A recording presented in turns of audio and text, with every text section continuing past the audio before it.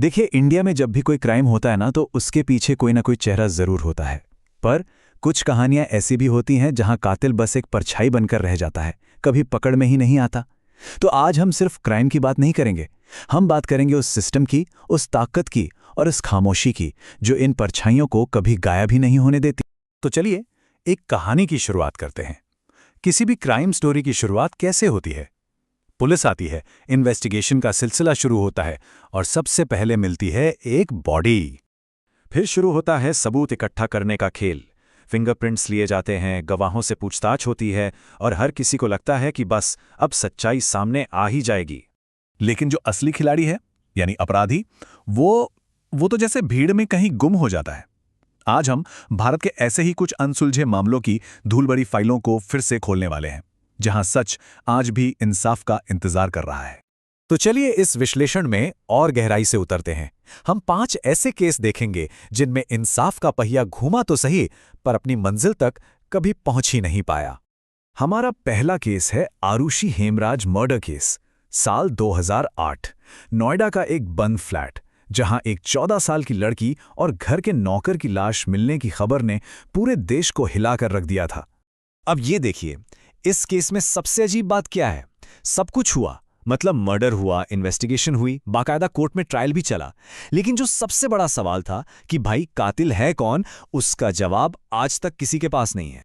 पूरी की पूरी इन्वेस्टिगेशन एक भूल भुलैया बनकर रह गई। पहले शक की सुई नौकर पर गई, फिर घूमकर माँ बाप पर आ गई और फिर किसी तीसरे अनजान शख्स पर। सालों तक सीबीआई की अलग अलग टीमें जांच करती रहीं और आखिर में अदालत का फैसला क्या आया? सबूत काफी नहीं है। ये एक ऐसा केस था जहां हर कोई आरोपी था और शायद इसीलिए कोई भी अपराधी साबित नहीं हो पाया। दूसरा केस है सुनंदा पुष्कर की मौत का। ये कहानी हमें दिल्ली के एक 5 स्टार होटल के कमरे में ले जाती है। यहाँ एक हाई प्रोफाइल हस्ती की रहस्यमयी मौत ने ऐसे सवाल खड़े किए जो आज भी हवा में ही तैर रहे हैं। इस केस में भी देखिए, मौत हुई, मर्डर का गहरा शक भी था और सालों तक जांच भी चली, लेकिन नतीजा जीरो, कुछ भी नहीं। फाइल तो बंद हो गई, लेकिन जो सवाल थे वो आज भी खुले हुए हैं। पता है, यहां सच लगातार अपना रूप बदलता रहा। शुरू में कहा गया कि यह सुसाइड है, फिर रिपोर्ट में जहर की बात सामने आ गई और आखिर में शक सीधा सीधा मर्डर पर गया। पोस्टमार्टम रिपोर्ट बदली, गवाहों के बयान बदले, लेकिन जो नहीं बदला वो था सच, जो कभी सामने नहीं आया। हमारा तीसरा केस है दिल्ली का वो दहला देने वाला तंदूर कांड। एक ऐसा केस जहां सबूत मिटाने के लिए लाश को एक तंदूर में जलाने की कोशिश की गई थी। इस एक घटना ने ना पूरे देश को अंदर तक हिला दिया था। ये केस अधूरे इंसाफ का एक परफेक्ट एग्जाम्पल है। हाँ, एक आरोपी को सजा हुई, उसने अपनी सजा काटी भी, लेकिन सवाल ये उठता है कि क्या वो अकेला था? क्योंकि इस कहानी में कई बड़े और पावरफुल लोगों के नाम सामने आए थे, लेकिन वो नाम कभी चार्जशीट तक पहुंच ही नहीं पाए। सजा एक चेहरे को मिली, जबकि शक की सुई कईयों पर थी। अब चलते हैं मुंबई, बात करते हैं शीना बोरा मर्डर केस की।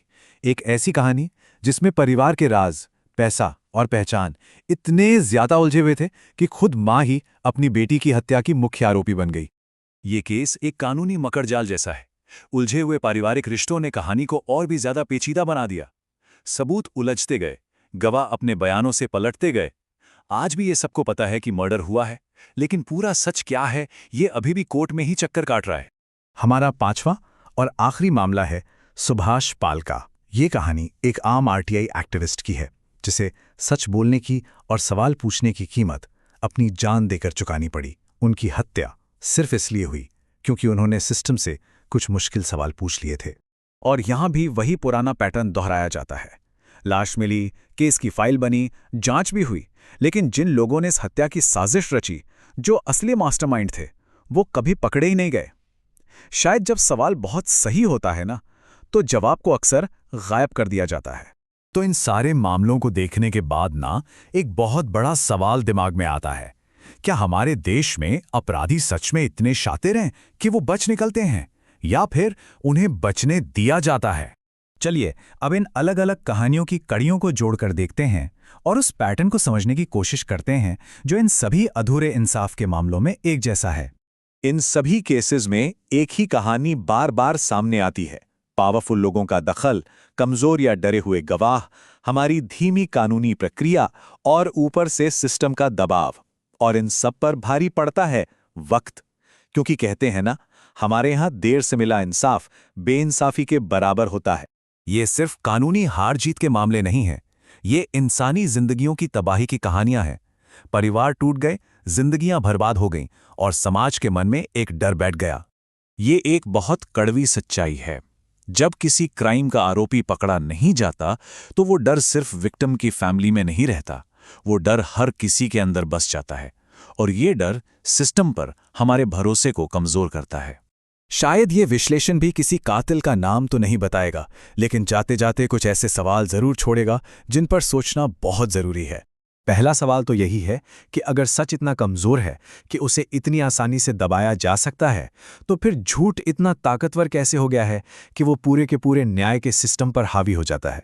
और अंत में सबसे डराने वाला सवाल, क्या अगला ऐसा केस जिसमें इंसाफ अधूरा रह जाएगा वो किसी आम इंसान का होगा?